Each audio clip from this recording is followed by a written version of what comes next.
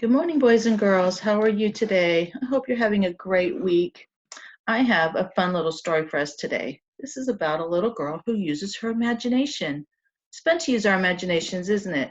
So I want you to think of some things while I'm reading. I want you to think of some things that you would like to be if you could be anything in the whole wide world. The name of this book is called Part-Time Princess. It's Girl by Day, Princess by Night. During the day, I am a regular girl. I have to take spelling tests.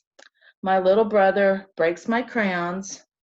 I'm not allowed to jump off the high dive or to stomp in mud puddles. But at night, after Mom kisses me goodnight and tucks me in, I become a princess. At the stroke of midnight, a sparkling crown appears on my head, and a magical staircase rolls down from my window. My coach awaits. And I tell the driver to hurry because there is usually an emergency. Look at that. The castle's on fire. When we arrive, I get right to work. A real princess can slide down a fire pole, even in a frilly skirt. No one dreams of telling her that it's too dangerous. So you're going down the fire pole, with their fire hat on?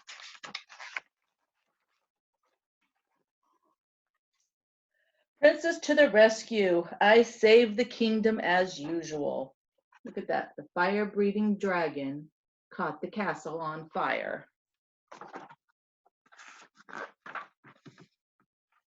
When I lasso the dragon, the townspeople cheer, lock him up. But I have a different idea. I invite the dragon to tea. It turns out he's just crabby because his little brother melted his crayons. All he needs is a little cheering up and a new box of crayons. Then I go to school. A princess studied magical beasts, fencing, and circus arts. I passed my trapeze test with flying colors. So you're flying on the trapeze? Next, it's time for lunch. A queen from a faraway land is my guest. We eat 3 slices of pink cake each. The frogs in the royal mud puddle invite us for a game of leapfrog. And of course, we say yes. Then it's time to get cleaned up because the royal ball is tonight. I dive into a giant tub with hot and cold running bubbles and a dolphin. The queen and I choose the perfect clothes. Her dress looks like the sky at sunset, and my gown shimmers like starlight.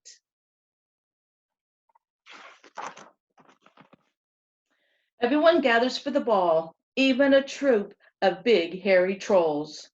Some of my subjects are frightened, not me, because I know that trolls love to dance.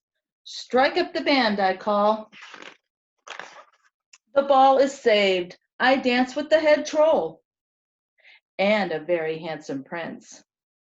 Maybe I'll marry him when I grow up, but right now I'm just too busy.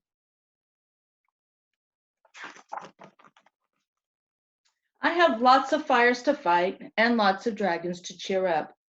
After a long night, I head home and curl up in my own bed. In the morning, I find sparkles in my hair.